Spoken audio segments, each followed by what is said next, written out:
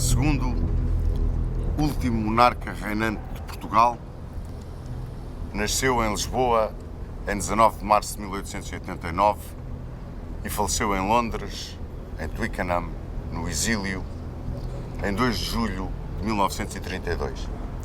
Era filho do Sr. Dom Carlos I e da Rainha, a Sra. Dona Amélia de Orleans e Bragança. Por cognome tem o patriota.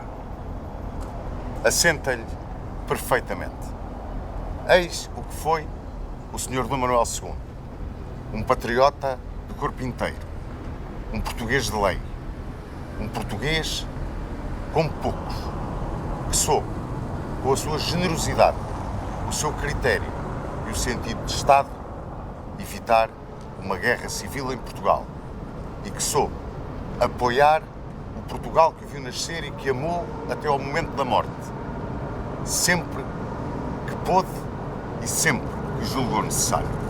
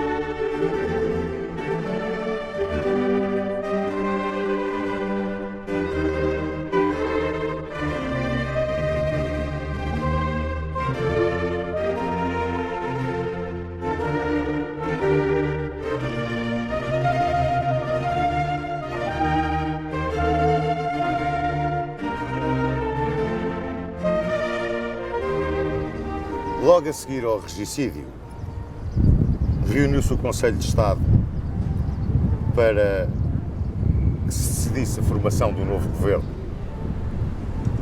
O país estava praticamente paralisado. A dor era imensa e essa é a verdade histórica. E o Conselho de Estado decidiu, primeiro, demitir João Franco. Depois, formar um governo esfiado pelo almirante Ferreira do Amaral. A demissão de João Franco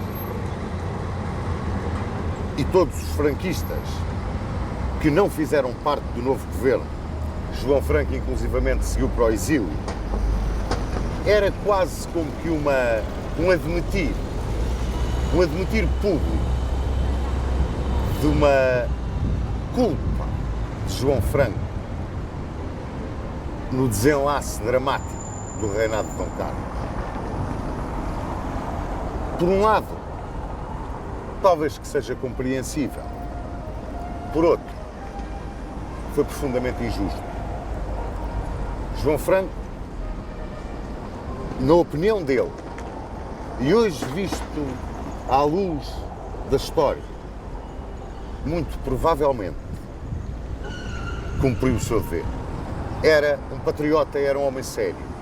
O almirante Ferreira do Amaral formou um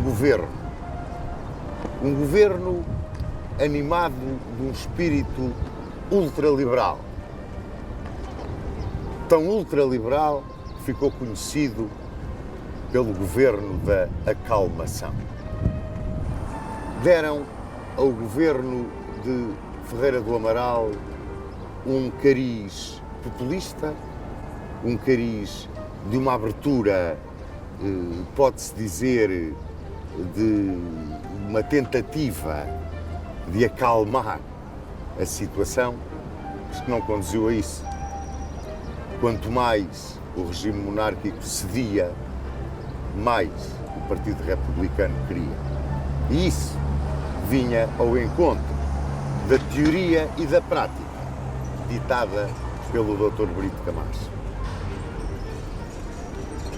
Nas eleições de 5 de abril de 1908, os republicanos conseguiram um grande número de deputados às câmaras.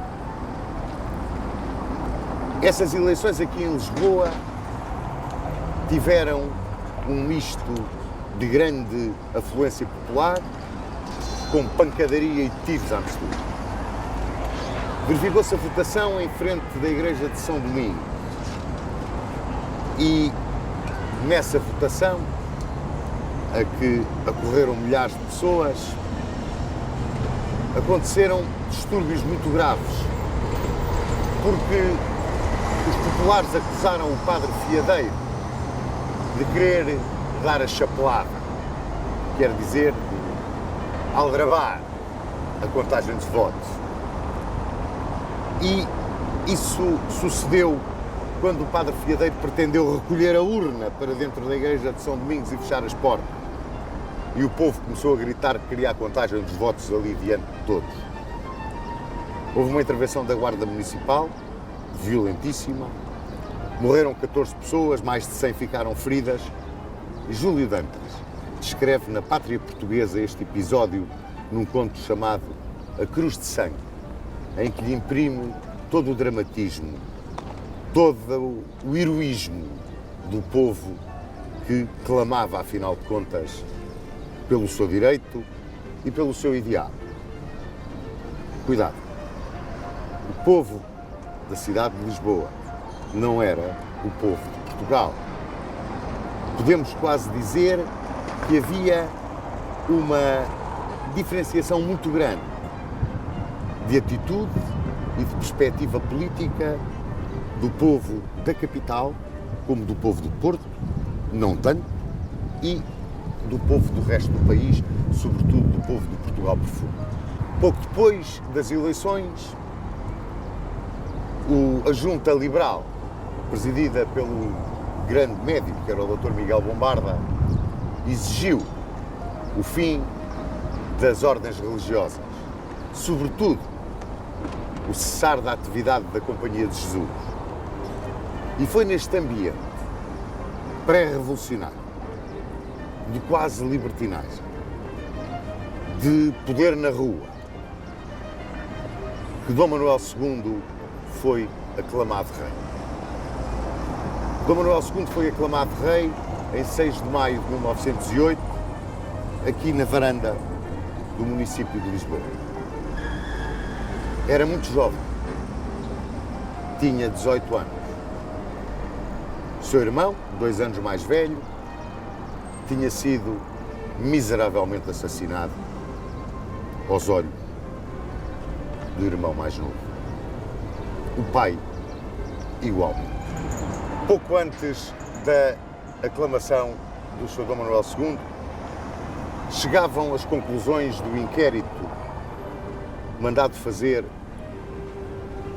por forma a que se desvendasse o mistério que envolvia o regicídio. Presidiu a comissão o Governador Civil de Lisboa, João Azevedo Coutinho, um herói da África. As conclusões eram iguais a zero.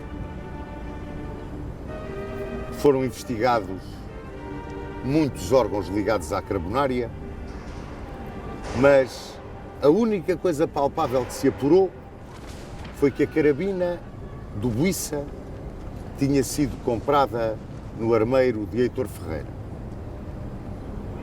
Mais nada se apurou.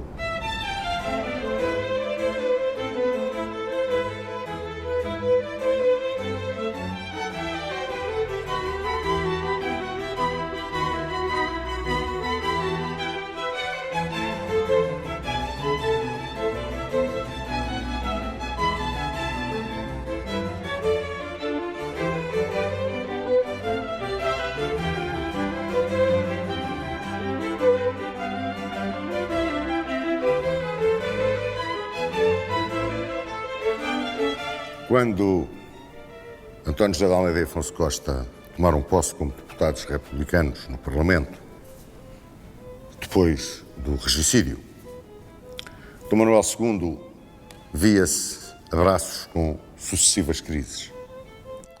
A dívida da Casa Real, a dívida, os adiantamentos à Casa Real, voltavam a ser o cavalo de batalha. João Franco, em ditadura, tinha procurado resolver e resolveu em parte essa dívida. Como? Pois muito simples. Os prédios régios pagavam. O iate Amélia foi vendido ao Ministério da Marinha. Agora, Dom Manuel pagava também e deduzia do seu vencimento, porque tinha um vencimento, a lista oficial dava-lhe um vencimento anual. E ele deduzia do seu vencimento anual para pagar os adiantamentos à Casa Real. E mais, entregava ao Estado Queluz, Belém e Caxias, 3 palácios.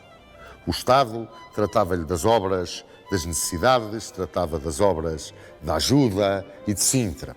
E pagava as visitas régias. Cada vez menos visitas, cada vez mais modestas. Não nos podemos esquecer que no reinado de Dom Carlos fez-se um barulho tremendo na imprensa porque Dom Carlos fez uma visita em que levou uma enorme comitiva. Eram 4 pessoas. Estavam no auge as perspectivas de um novo regime em Portugal. Já nada podia fazer parar a queda inevitável da monarquia. As eleições de novembro de 1908, as eleições municipais, foram favoráveis aos republicanos. Um antigo monarca, Anselmo Brandcampo Freire, tinha ganho a Câmara em Lisboa. E os seus vereadores eram quase todos republicanos. Isto apontava aos monárquicos os erros que eles tinham cometido. Mesmo assim, Dom Manuel tentou, no seu dever de monarca, que o cumpriu religiosamente, patrioticamente, até ao último dia em que esteve em Portugal. Foi ao norte, no Porto, em Braga, em Guimarães. Foi aclamado. De tal maneira que o Diretório Republicano começou a fazer contas. Pois, querem ver o que é que aconteceu à chegada? Era primeiro-ministro, lembram-se, o homem da acalmação, o brigadeiro Ferreira do Amaral. Pois este homem, perante a manifestação extraordinária de apoio ao Sr. Dom Manuel no Norte, quando o Sr. Dom Manuel chegou a Lisboa e, contra a vontade do rei, mandou recolher as necessidades numa carruagem fechada e escoltado por todos os lados por cavalaria. É claro que fizeram um escândalo, que o rei tinha medo, que aquilo tudo que se tinha passado no Norte era mentira.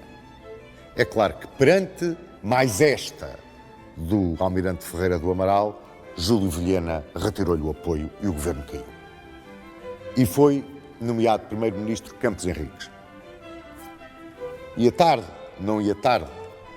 Bem, é claro que ia tarde. Por mais que Júlio Vilhena quisesse agora aproveitar a vontade que Dom Manuel tinha de favorecer Azedo Neco e governar com o apoio dos socialistas de Azedo Neco, os republicanos não deixavam. Júlio Vilhena quis emendar a Constituição, podemos lhe dizer assim. Quis uma descentralização ultramarina. Quis uma reforma do ensino. Quis uma reforma judicial. Nada. Batia tudo contra uma parede. Era completamente impossível fazer o que se quisesse fazer. Porque o quanto pior, melhor vigorava.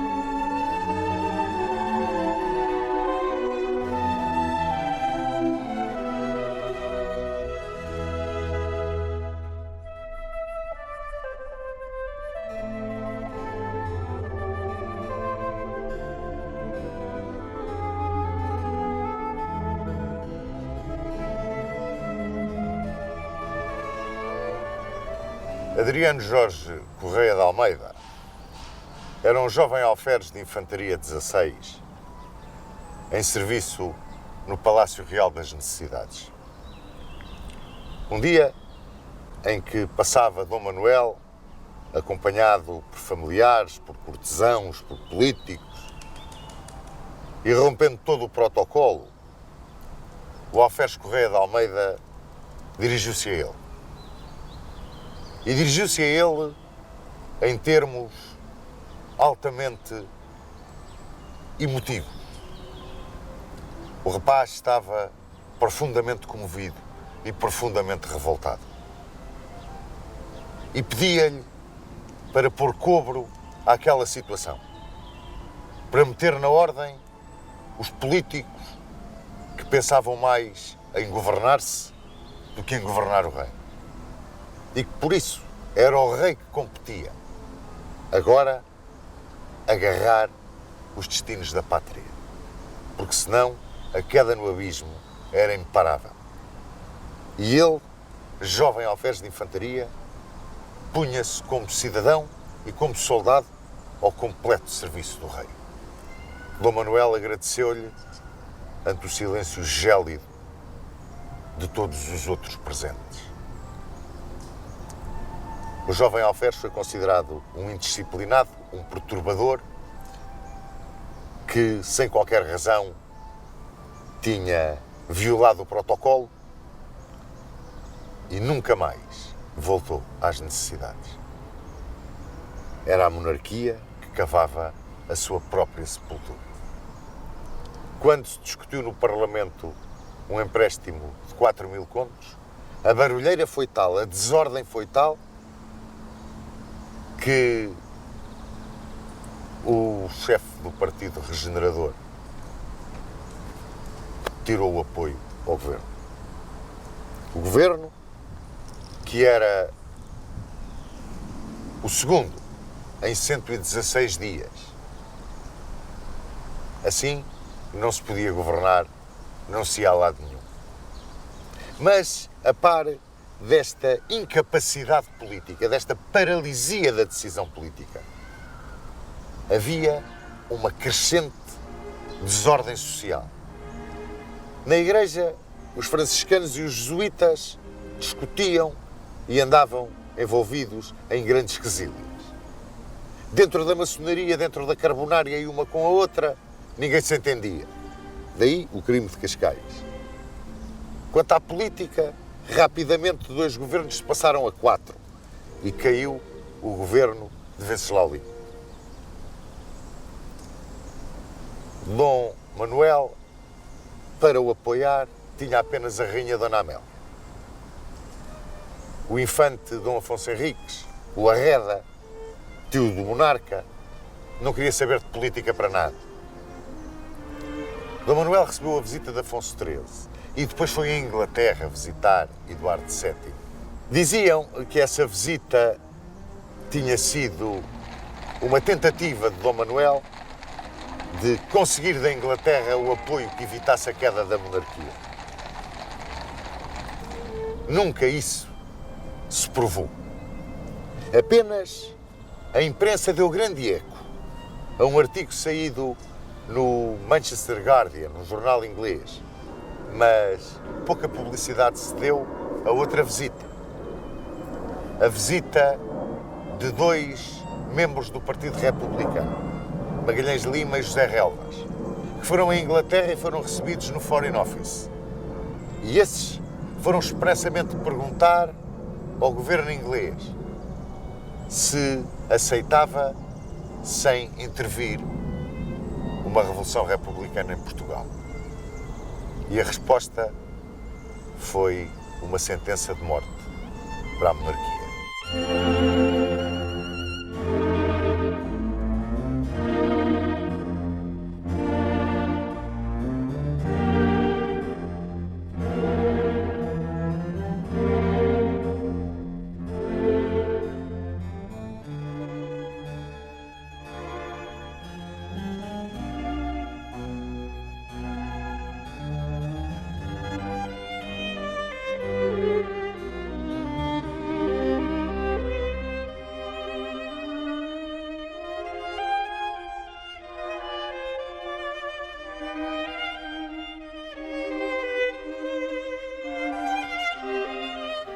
A partir daqui, os dados estavam lançados e iam rolar a favor da República.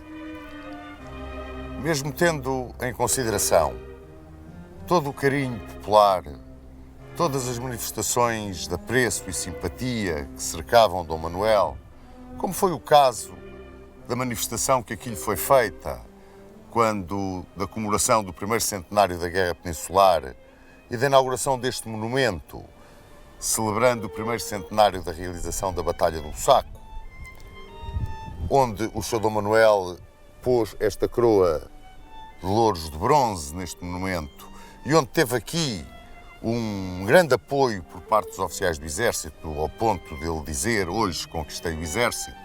A verdade é que o regime caminhava para o fim. E caminhava para o fim porque a situação política a isso levava. Estavam os mesmos partidos que tinham conduzido a realeza ao precipício. Continuavam no seu rotativismo senil e improdutivo. E mesmo com a formação do gabinete de Teixeira de Sousa e a sua política ultraliberal, nem os republicanos cediam e os monárquicos mais conservadores, esses, também já se tinham virado contra esse ultraliberalismo de Teixeira de Sousa. Daí pode-se dizer que a monarquia, naquele aproximar do final de 1910, estava condenada definitivamente.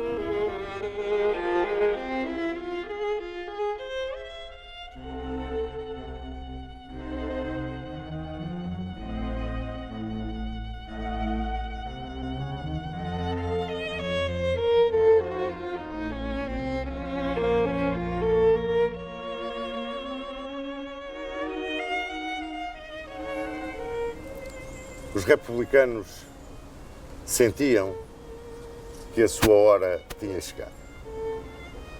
E sentiam-no porque todo o desenvolvimento político e social do país apontava para uma situação de caráter revolucionário.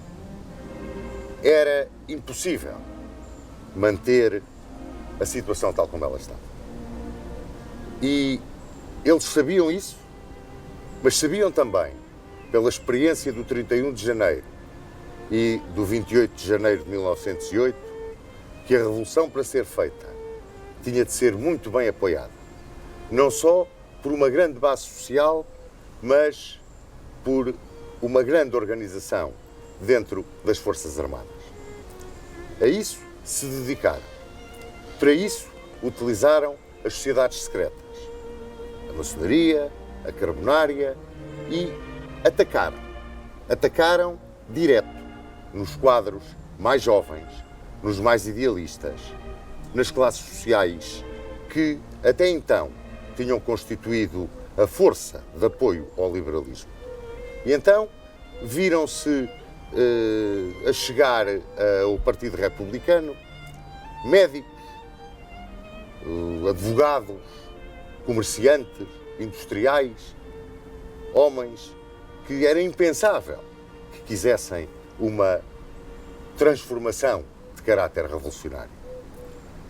Os pequenos quadros das Forças Armadas foram também metidos dentro deste caldeirão, dentro desta erupção do vulcão republicano que estava prestes a explodir. E isso era sentido em toda a parte, inclusivamente pela Casa Real, para já não falar, claro está, do Parlamento, do Governo e dos políticos. Toda esta movimentação necessitava de um chefe. E esse chefe foi encontrado na pessoa do almirante Cândido dos Reis. Um grande patriota, um homem de grande honestidade, um homem de grande capacidade organizativa, um puro. Era realmente um vulto excepcional de português e de democrata. E ele era o ponto de união das mais diferentes tendências que se juntavam nesse movimento republicano, que para eles era um novo dia, era uma nova vida, era uma esperança. É claro que do lado monárquico, o apagamento, quase a apatia, a incapacidade de luta contra esta força avassaladora, esta vaga de fundo que se levantava em Portugal, pois essa incapacidade de luta era evidente. Os monárquicos dedicavam-se mais a lutar entre eles do que a lutar contra os republicanos. E essa é uma das grandes verdades que permitiu aquilo que sucedeu depois em 5 de outubro. No início de outubro de 1910, visitou Portugal o Presidente da República do Brasil, o General Hermes da Fonseca. Vinha a bordo do Couraçado de São Paulo. E quando Dom Manuel II foi visitar o Presidente da República Brasileira a bordo do Couraçado, a manifestação que se fez ao Presidente da República Brasileira era uma manifestação de apoio à República. Milhares e milhares de pessoas. Foi uma manifestação gigantesca que veio desde a Rocha até aqui ao Palácio de Belém, onde nos encontramos, e onde nessa noite de 3 de outubro de 1910 se oferecia ao Presidente da República do Brasil um banquete oficial. Pois nesse mesmo dia sucedeu o assassinato do professor Dr. Miguel Bombarda. Dr. Miguel Bombarda era o presidente da Junta Liberal. Era um médico psiquiatra e foi morto por um louco, um oficial de infantaria de nome Aparício Rebelo, que não o matou por qualquer motivo político, matou-o por uma mania de loucos de matar o seu médico. Mas aquela morte foi, pode-se dizer, aproveitada para servir de rastilho ao rebentar da Revolução.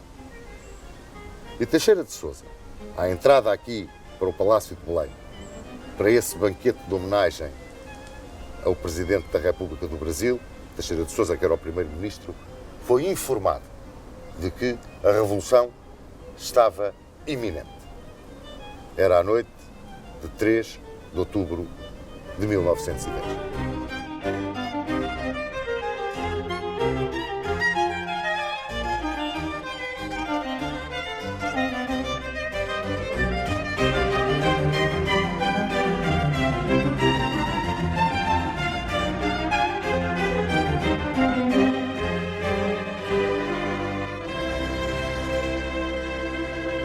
A senha e contrassenha para os revolucionários era mandou-me chamar passe cidadão. E foi com esta senha e esta contrassenha que os homens do 5 de outubro saíram para a rua. As duas unidades que de certeza, por garantia, se iam rebelar eram Artilharia 1 e Infantaria 16. Artilharia 1 revoltava-se com o capitão Afonso Pala e o capitão Sá Cardoso. Para a Infantaria 16 as coisas estavam mais complicadas. Para aí devia entrar na unidade o tenente Machado dos Santos, da Armada, que comandava um grupo muito grande de civis. E quando entraram os civis com Machado dos Santos em Infantaria 16, saiu-lhes ao caminho o coronel Pedro Celestino da Silva e caiu varado pelos tiros dos soldados revoltados. Aos vivas à República, Infantaria 16 saiu para a rua para se juntar com Artilharia 1. Corriam grupos de civis na direção do quartel da Guarda Municipal da Estrela. Começava a fervilhar a revolução na cidade de Lisboa. Os comandos revolucionários estavam divididos em 3 núcleos. O principal grupo de comando revolucionário, grupo político, digamos, estava nos Banhos de São Paulo. Aí estava António José de Almeida, Afonso Costa, José Relvas. Depois havia um comitê militar que estava em casa de Inocêncio Camacho, na Estefânia. Tinha o comandante Fontes Pereira de Melo e tinha o coronel Ramos da Costa. O almirante Reis, que era o chefe da Revolução, esperava que o viessem buscar para o levar para os navios, uma vez que ele queria comandar a revolução de um dos navios, o Adamastor, o Dom Carlos ou o São Rafael. Esperava, portanto, o Comitê Militar ordens para fazer sair outras unidades para a rua, onde havia oficiais implicados, e essas ordens não chegavam. Estava, portanto, a revolução num momento crucial. Na rua, Infantaria 16 e Artilharia 1 juntavam-se, passavam diante do quartel da Guarda Municipal da Estrela, houve uma troca de tiros, mas dirigiram-se para a rotunda e aqui se entrincheiraram. Quando isto sucedeu, o Adamastor e o São Gabriel foram assaltados pelas tropas revolucionárias, pelos marinheiros revolucionários que já lá estavam. O São Gabriel resistiu mais e houve tiros e houve mortos, mas foi o primeiro dos navios que deu os 3 tiros de peça para fazer o levantamento dos marinheiros na cidade de Lisboa. Estavam os marinheiros concentrados no quartel de marinheiros em Alcântara e perto do quartel de marinheiros era a tipografia Lamas. Aí estavam também revoltosos. Estava um grupo de oficiais que reunia Sousa Dias, Carlos da Maia, Ladislau Parreira e um civil, que era José Madeira, que era o homem encarregado do grupo de civis que devia entrar no Corpo de Marinheiros, no quartel de Marinha. Quando vieram os tiros dos navios, imediatamente eles entraram no quartel de Marinha. Saiu-lhes ao caminho o comandante do quartel de Marinha, que era o capitão de mar e guerra, Pedro Viana, que foi ferido e feito prisioneiro. Portanto, estavam o quartel de Marinha ocupado. O quartel de Marinha era muito perto do Palácio das Necessidades e no Palácio das Necessidades estava o rei, que tinha saído do banquete de Belém com o Presidente da República Brasileira e que tinha recolhido as necessidades. A confusão era verdadeiramente revolucionária na cidade de Lisboa. Para a rua começavam a sair grupos de populares a carbonar e a tomar a conta dos bairros populares e começavam a vir populares a apoiar os revoltosos que estavam aqui na rotunda, com Machado Santos, Sá Cardoso e Afonso Pala. Esperava-se o levantamento de outras unidades. Esperava-se que os marinheiros desembarcassem em Lisboa e tomassem o arsenal. Nada disto acontecia. O Almirante Reis, coitado, esperava que o levassem para os navios ou que lhe dissessem o que estava a acontecer. Foi o Tenente Aragão e Mel que lhe foi dizer o que estava a acontecer. E disse-lhe que o Regimento 16 tinha saído para a rua a bater os populares. Portanto, não tinha aderido à Revolução. Almirante Reis ficou profundamente perturbado. Viu a Revolução perdida. Desligou os oficiais que estavam com ele de todos os juramentos que tinham feito e foi para a casa de uma irmã na Travessa das Flores, a Arroio, e matou-se. Era um momento crucial para a Revolução. Tinha sido mal informado o Almirante Reis. Mas a verdade é que as coisas não estavam bem do lado dos revolucionários. E o que é que se passava do lado das forças monárquicas, das forças do governo? Teixeira de Sousa, primeiro-ministro, estava aqui em São Sebastião da Pedreira, em casa dele, com o gabinete. Sua Majestade o Sr. Dom Manuel II estava no Palácio das Necessidades, com a sua casa civil, a sua casa militar. Não chegavam informações do governo, nada chegava. E a tropa? José Joaquim de Castro tinha traçado um plano.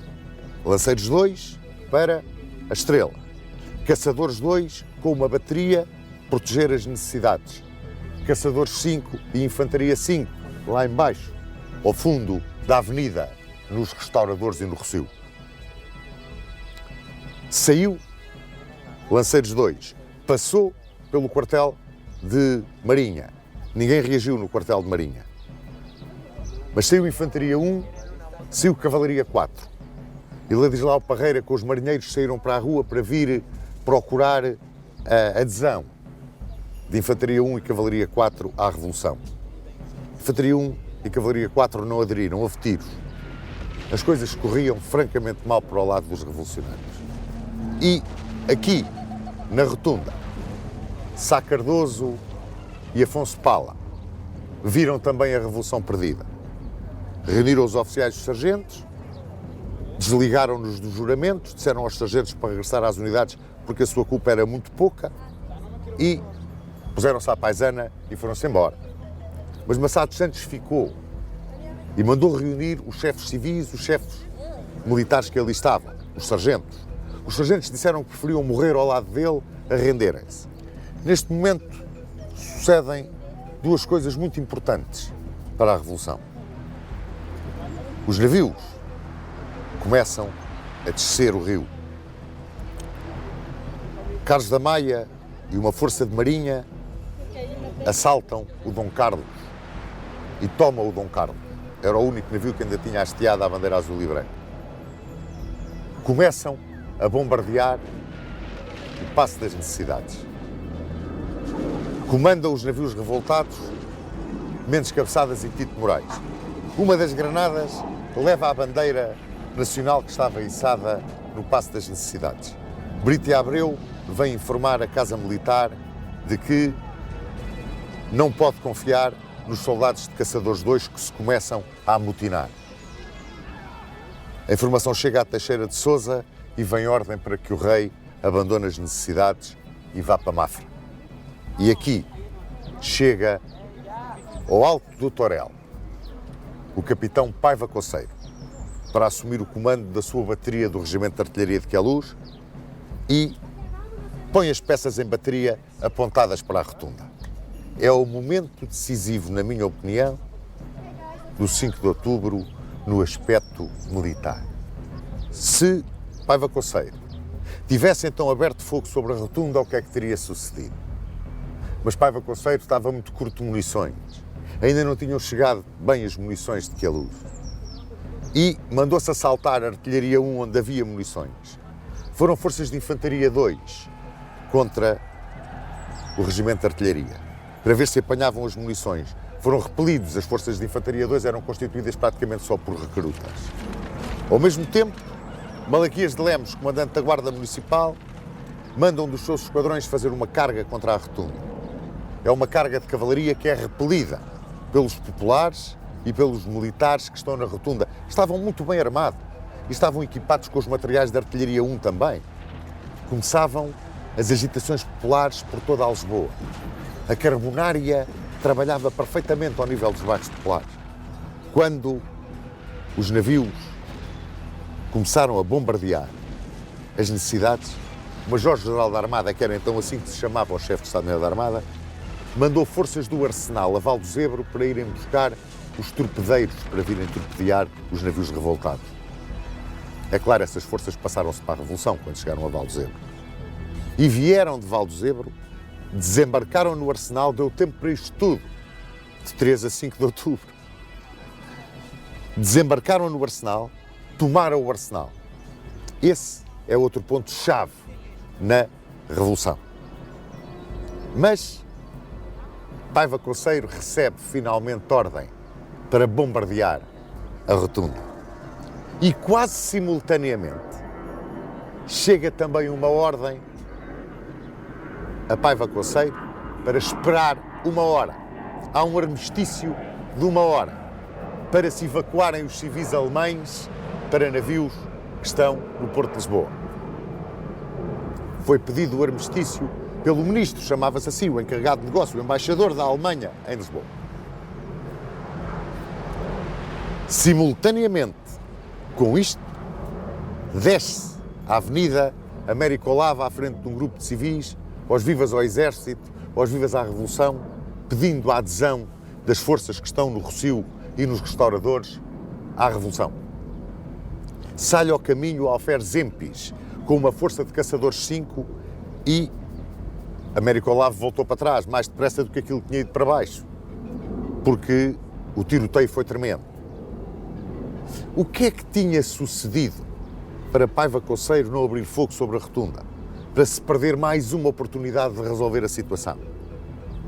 Bom, como vos disse, o encarregado de negócios da Alemanha pediu um armistício. Pediu primeiro, lá embaixo, às forças monárquicas e veio depois pedi-lo às forças republicanas. E, quando saiu do Rossio, saiu num carro com escolta de forças da Guarda Municipal e uma grande bandeira branca.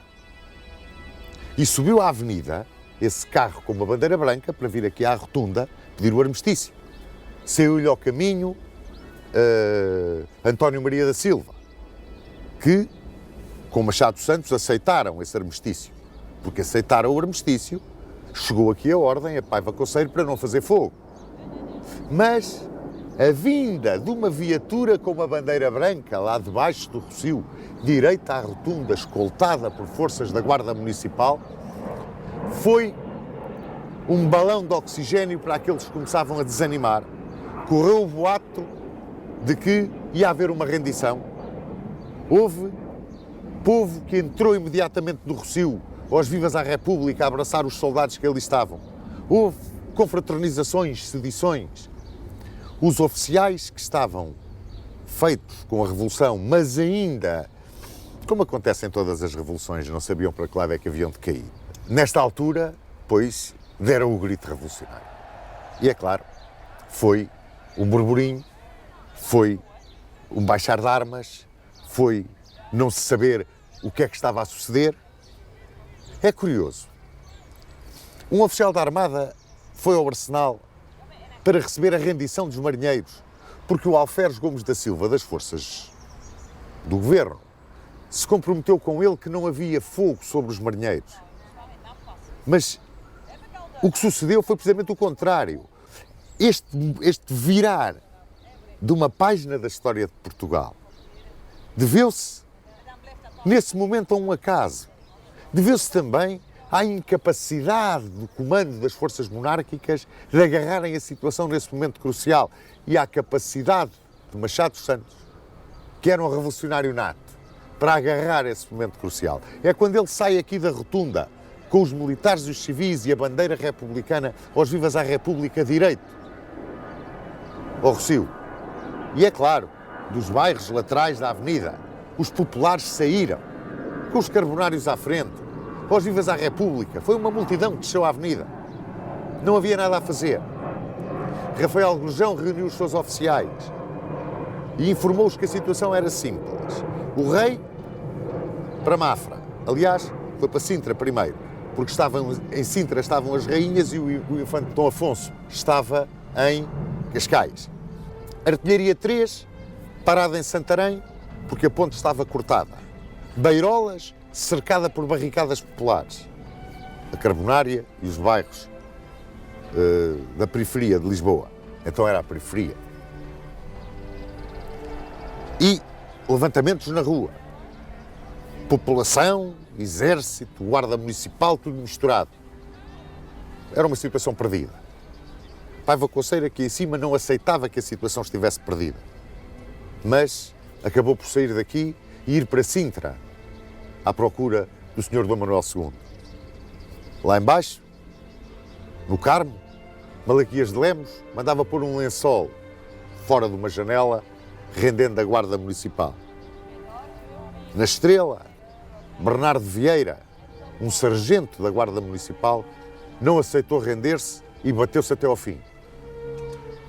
Tem graça. Foi um sargento. A classe, digamos, mais revolucionária. Foi um homem dessa classe, o último, a lutar até à morte pela monarquia. Eram 9h da manhã do dia 5 de outubro de 1910. Lá embaixo, na praça do município, o Dr. Eusébio Leão, com José Relvas, Malva do Val, João Chagas, o Dr. Teófilo Braga, Afonso Costa, António José de Almeida, apareciam à varanda. Içava-se a bandeira verde e encarnada dos revoltosos do 31 de janeiro de 1891 no Porto. E o Dr. Eusébio Leão, o novo governador civil de Lisboa, proclamava a República. Era chefe do primeiro governo provisório, o Dr. Teófilo Braga.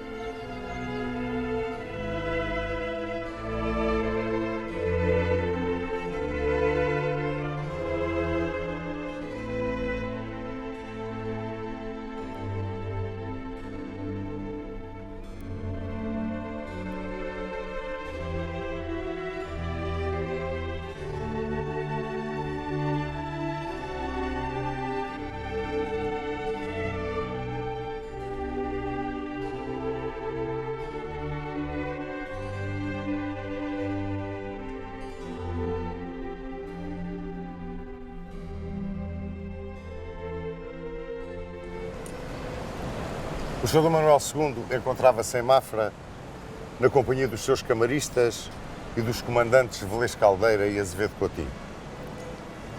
Na confusão do 5 de outubro, correra que Sua Majestade tinha ido para Sintra para se encontrar com as rainhas. Mas não tinha sido assim. Tinha-se deslocado para o convento de Mafra, onde estava, na companhia também, do Dr. Dom Tomás Melbrenner e dos seus filhos, que tanto o acompanharam naquela hora de incerteza e de angústia. Foi, aliás, Dom Tomás Melbrenner que recebeu a notícia da proclamação da República, que prontamente transmitiu ao Conde de Sabugosa, que aconselhou a saída para a Ericeira e o embarque no iate Amélia. O iate Amélia, que era comandado pelo capitão de fragata Moreira de Sá e que tinha a bordo o infante Dom Afonso. Preparou-se tudo, as rainhas, a Sra. Dona Maria Amélia e a Sra. Dona Maria Pia, vieram para Mafra, ao encontro do soberano, e dirigiram-se à Ericeira. A primeira ideia era irem para o Porto, mas acabaram por decidir de outra maneira, dado que era muito perigoso a família real toda junta poder ser capturada pelos republicanos. Correram várias versões e existem várias versões. Uma delas aponta que o comandante do iate Amélia, o capitão de fragata Moreira de Sá, era republicano e não os quis levar para o Porto. Ponho as minhas dúvidas quanto a esta versão. Mas embarcaram no iate Amélia, aqui na Praia dos Pescadores da Ericeira, onde há uma placa que refere o respeito com que os habitantes da Ericeira assistiram ao embarque da família real. E o iate Amélia fez-se ao mar e dirigiu-se a Gibraltar. Aí foram recebidos com todas as honras pelo governo britânico, que os mandou buscar a bordo do iate real Vitória Alberto para os levar para a Inglaterra, ao mesmo tempo que um navio italiano levava para a Itália a Sra. Dona Maria Pia. A Inglaterra foram inicialmente, onde desembarcaram em 14 de outubro de 1910, foram inicialmente para Woodorton, uma residência pertença do Duque Orleans, portanto da família da rainha a Sra. Dona Amélia, e depois para Richmond, onde iniciaram a sua vida no exílio. Um exílio que acentuou mais e mais e mais o extraordinário caráter de um homem vulgar. O Sr. Dom Manuel II era um homem vulgar, era um patriota de uma dimensão única e demonstrou em todas as suas atitudes, desde o apoio que deu ao corpo expedicionário português que se bateu em França na Primeira Guerra Mundial, incógnito, visitou-o, apoiou-o como pôde, de toda a maneira. Depois, durante o período das inquisições monárquicas, evitou a guerra civil. E bem criticado foi, até pelos próprios monárquicos, mas não queria que por sua causa se derramasse sangue português.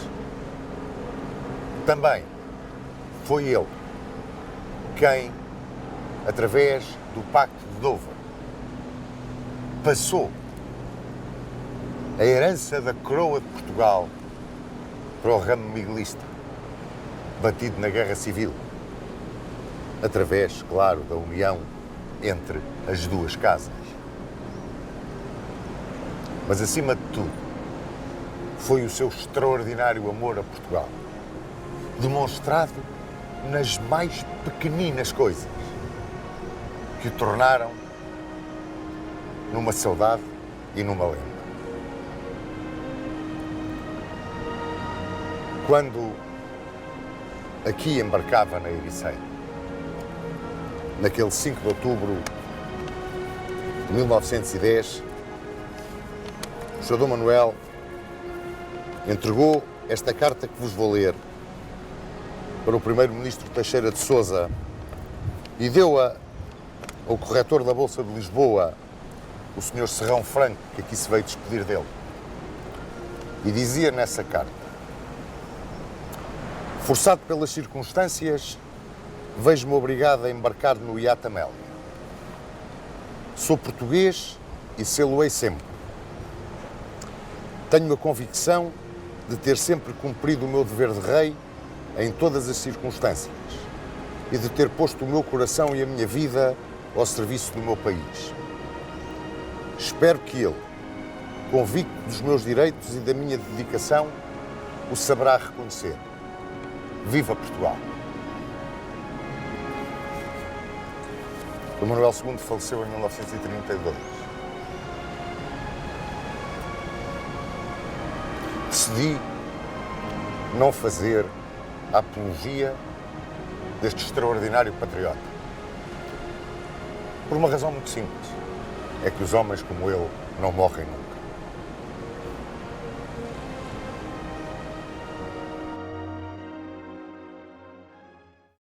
Acabámos de estudar e analisar a figura de grande patriota e grande português que foi Dom Manuel II. Gostaríamos de saber, primeiro, a opinião do Sr. Dom Duarte relativamente ao pouco tempo, os 2 anos em que foi rei o Sr. Dom Manuel II.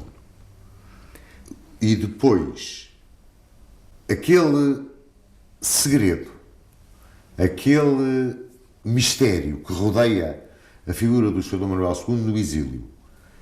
Dom Manuel II foi, durante o seu curto reinado, era uma pessoa, de facto, não estava muito preparado. Nunca lhe tinha passado a ideia de que viria a ser rei. E por isso, enfim, estava mais dedicado ao estudo, mas não estava muito ligado à política. Mas adaptou-se bastante bem e restabeleceu plenamente o funcionamento das instituições democráticas. Preocupou-se muito em apoiar o movimento sindical e, de facto, teve o apoio trabalhou com os sindicalistas, apoiou o desenvolvimento do Partido Socialista da época, que se opunha ao Partido Republicano. O Partido Socialista achava que não era a solução para o país derrubar a monarquia, mas que a solução era reformular as instituições, queria desenvolver o movimento sindical, etc. E os socialistas foram perseguidos pela Primeira República. Há grandes figuras como o António Sérgio, por exemplo, que era um sindicalista e um cooperativista, sobretudo um cooperativista, e que recusou jurar fidelidade à República e teve a sua... Enfim, foi expulso das Forças Armadas por isso. Dom Manuel não teve tempo para poder exercer a sua missão porque foi expulso, mas pouco tempo antes da proclamação da República ele era vibrantemente aclamado nas visitas que fazia a Aveiro, ao Porto, ao Bussaco, a vários sítios. Havia um enorme entusiasmo popular por ele. E também com o povo, com pena do que aconteceu, ainda exprimia mais ainda a sua simpatia. Não é? Quando foi do golpe de 1910, tudo indica que ele embarcou no iate para ir para o Porto, porque no Porto não tinha sido proclamada a República.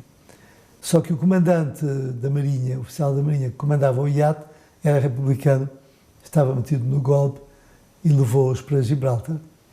E por isso, e depois, enfim, devolveu o iate. Ele tomou muito cuidado em não ficar com nada que pudesse ser considerado bem do Estado, bem da coroa. E diga-se, em abono da verdade, que a Primeira República também não ocupou, não expropriou os bens da família real, os bens da Casa de Bragança. Só foi já durante o tempo do governo de Salazar, na Segunda República, que foram nacionalizados esses bens. Agora, no exílio ele de facto manifestou-se como um grande patriota português. muito preocupado com o país, colaborava em muitas coisas. E quando foi da guerra, em que as nossas tropas estavam mal preparadas, mal equipadas, a participar numa guerra que não nos dizia nada, não é? Não nos motivava ainda por cima.